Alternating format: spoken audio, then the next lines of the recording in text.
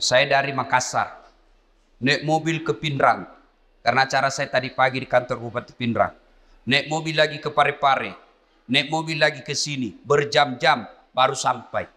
Kenapa saya paksakan datang ke sini? Karena saya menghormati undangan Bapak Ibu sekalian. Jadi tolong hargai itu perasaanku. Kalau saya ceramah simpel itu HP cilaka. Serius, dia ketawa, serius kayak ini. Jangan aku siaran langsung. Kalau kau siaran langsung nanti ada kesalahan ngomong saya viral lagi. Kita mau dengar ceramah Ustadz kalau pulang gampang. Gimana caranya? Buka ke YouTube.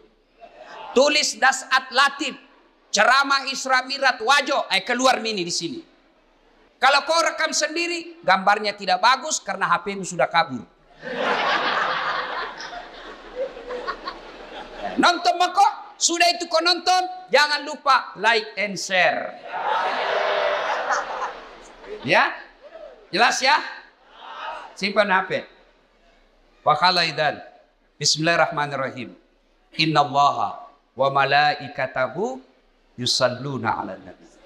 Ya ayyuhalladzina amanu sallu alaihi wa sallimu taslima. Sesungguhnya Allah dan para malaikatnya bersalawat kepada Rasulullah Muhammad sallallahu alaihi wasallam. Maka wahai orang-orang yang beriman, bersalawatlah kalian kepada Rasulullah dengan sebaik-baik salawat. Pak Bupati mohon izin. Orang masuk surga bukan karena tidak ada dosa. Kalau orang masuk surga karena tidak ada dosa, tidak ada isinya surga. Ada semua dosa tak. Lalu kenapa orang masuk surga Ustadz? Ketika ditimbang dosanya dengan kebaikannya. Amalak madecenna siba amalak maja. Itimbangi. Ternyata matanai amalak madecenna daripada dosa-dosana. Namomi selisihnya 0,1%. Jadi ketika Bapak ditimbang pahalanya, lebih banyak pahala. Mega dosana tapi mega pia malakna. Lebih masuk ke surga. Sekarang pahala bapak-bapak kita hitung. Siapa yang tahajud tadi malam? Tidak ada. Siapa yang puasa Senin Kamis kemarin? Tidak ada. Siapa yang haji tiap tahun? Tidak ada. Siapa yang baru pulang umroh? Tidak ada. Lalu kalau itu ji pahalamu, mau masuk surga, dena gena. Maka ketika kumpul seperti ini, kasih banyak amalmu dengan bersalawat.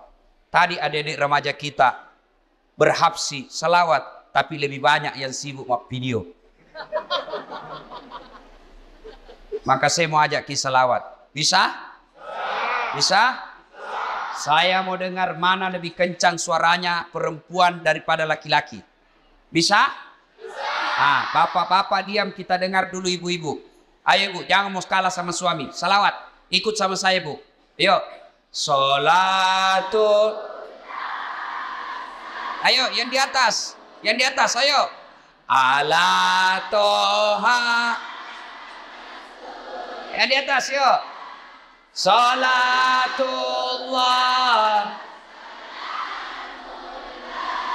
ala yasin. Nilainya 7,9. Nah, ibu-ibu diam. Sekarang bapak-bapak. Ayo Pak, ajak tapak kasih Riki. Ayo. Kasih keluar suaranya Pak. Yuk. Salatullah salamullah ala toha. Salatullah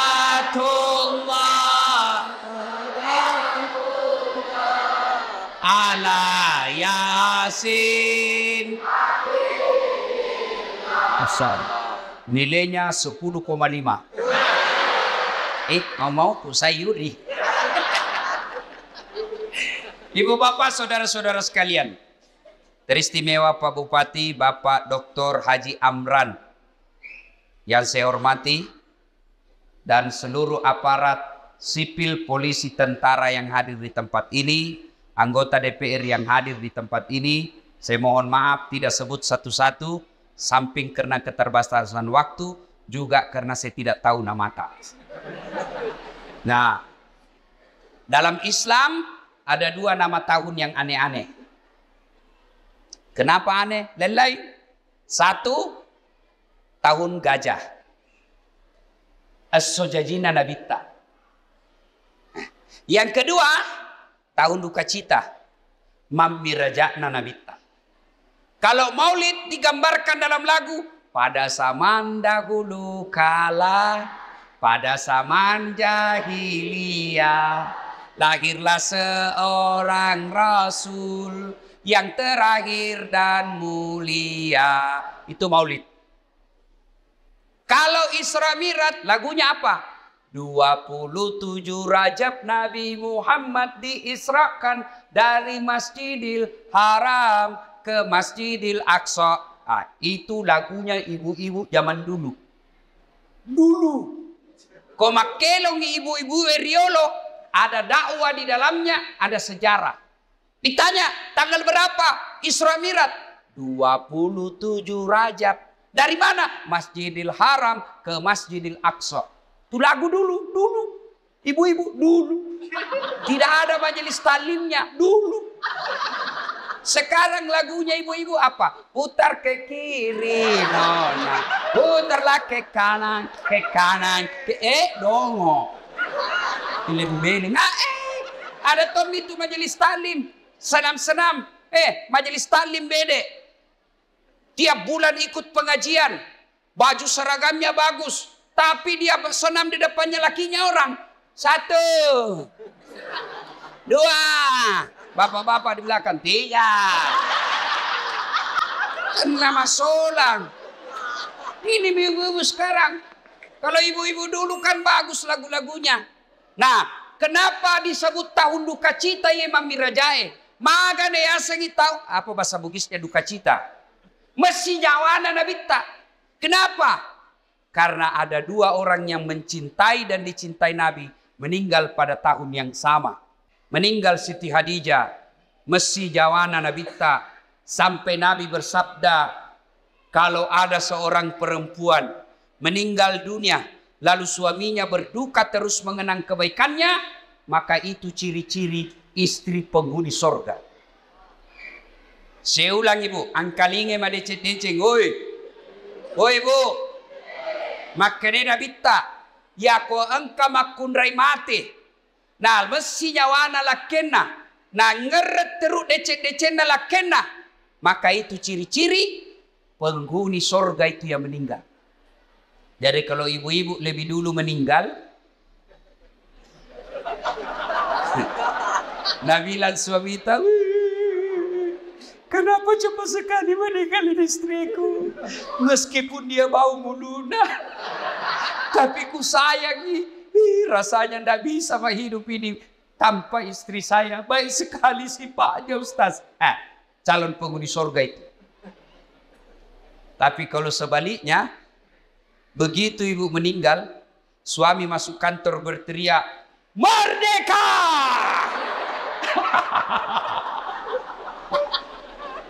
Calon penghuni neraka itu. Kada tahu itu perempuan akal-akala Satpol PP. Periksa terus HP-nya suaminya. Bagaimana ndak turun kena COVID suamimu? Kenapa bisa Ustaz? Setiap kau periksa HP-nya suamimu pasti turun imunnya. Tasil mat.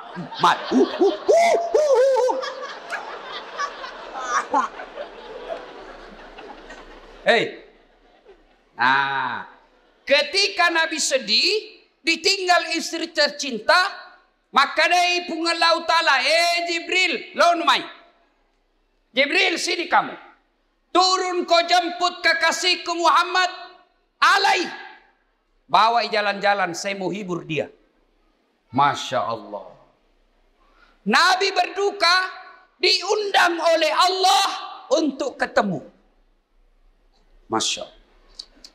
Saya saja pernah dapat undangan ceramah di istana wakil presiden. Itu undangan, saya bawa pulang kampung. Saya kasih lihat semua pokok di kampung. Wakil presiden. Kita ko cule capok. Coba. Itu baru wakil presiden ngundang, sudah bangga. Bayangkan kalau Pak Bupati, alena beliau na undaki, na kiriga ki sura, na tiwika ki ajudanna, na undaki Pak Bupati lo bola jabatangin mandre. Bede deh. Masan nan nyawai Pak. Padahal Pak Bupati paling lama 10 tahun. Kalau untung. Kalau tidak 5 tahun. Wabillahi taufiq wal hidayah. Tapi baik ini Pak Bupati, baik-baik. Begitu beliau tahu meskipun tidak diundang secara resmi, beliau tahu ada Ustadz Dasat Latif, jam 5 kasihan dia sudah tunggu saya. Menunggu ulama bukan artis. Bagus ini Pak Bupati. Alhamdulillah. Tanam maki Pak Bupati. Kalau tadi kita bilang jam 9, kalau mau maki jalan maki. Udah. Karena beginilah risikonya jadi bupati, banyak kesian kegiatannya. Jadi kalau beliau nanti izin pergi, jangan lagi bilang, oh Pak Bupati nak tinggalkan. Tidak, di tempat lain juga dibutuhkan. Kan sekarang giliran Pak Ustadz, beliau sudah sambutan tadi dan sambutannya luar biasa. Batina mak ganti. Nah bilang di kampungku, nah cucu kak materu. Ya rona tanya nama cucu masuk Pak. Masya Allah, Allahu Akbar. Nah, ketika Nabi sedih diundang. Saya tidak usah cerita panjang lebar tentang Isra Mi'raj karena Bapak semua sudah tahu ceritanya. Diundang dan dikasih hadiah apa? Bukan puasa, bukan haji, bukan zakat, tapi diundang untuk dikasih apa? Sholat. Sempajan 5 waktu. Maknanya, ketika ada masalahmu, Allah prioritaskan jalankan apa? Jangan kau tinggalkan Allah. Ada masalahmu, jangan kau jauhi Allah. Ada masalahmu, pacari Allah. Dekati Allah. Bagaimana cara dekati Allah? Paling penting, paling utama, sholat 5 waktu. Nabi lagi ada masalah, lagi berduka ditinggal istri, lagi berduka ditinggal kakek beliau. Allah kasih, Muhammad sini, saya kasih kau hadiah. Apa? Sholat 5 waktu. Berarti kalau ada masalah Pak, pakai sini sampai jatuh. Ada di sini tidak ada masalahnya? Ada? Muka-muka pun masalah sama saya ini. Siapa paling banyak masalahnya di tempat ini? Siapa? Pak Bupati.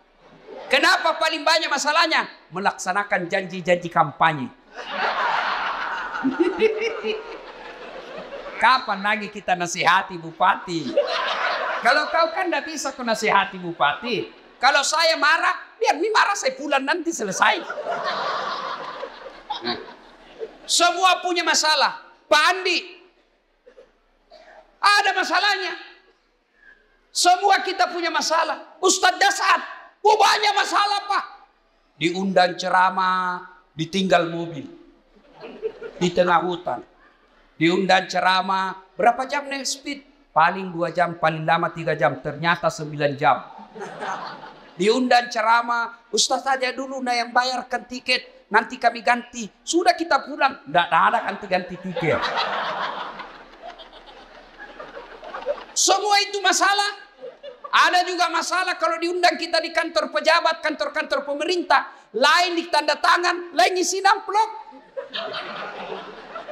Biasa nakal begitu. Nah kasih tanda tangan kosong. Langsung aku bilang, tulis memang di situ angkanya deh. Nanti beda kau transfer lain, kau tuh teken di sini. Kau kurangi 0-1, boy besar. Semua ada masalah. Apalagi masalah? Masalah paling besar buat kami ini para pendakwah, hampir tidak pernah di rumah.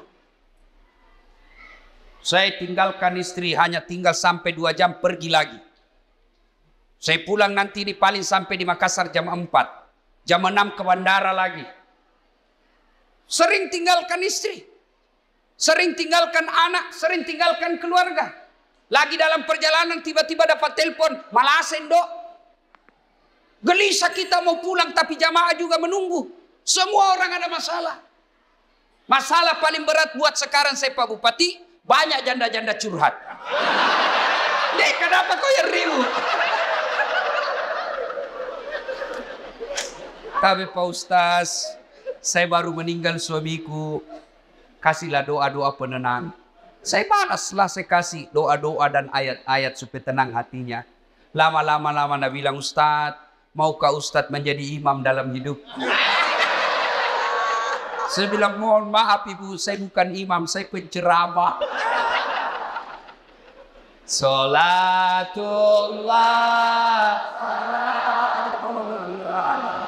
ala toha rasulillah. Salatullah ala yasin. Solat. Kenapa penting solat?